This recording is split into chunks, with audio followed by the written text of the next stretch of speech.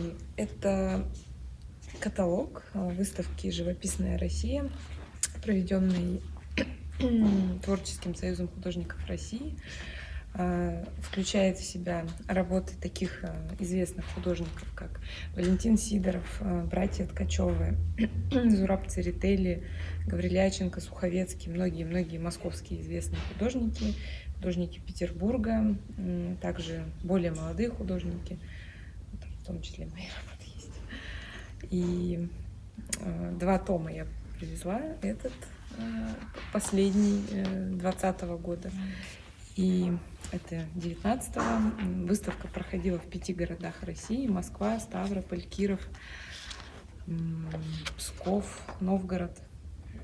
Ну, здесь крупные фрагменты есть. Это Петербургская школа, здесь отдельные статьи. Там патриотические темы работы. Еще посмотрите. Вот этот альбом — это выставочный проект Российской академии художеств, творческих мастерских. Это приравниваются они к аспирантуре для художников. Были созданы в 40-е годы при Сталине еще.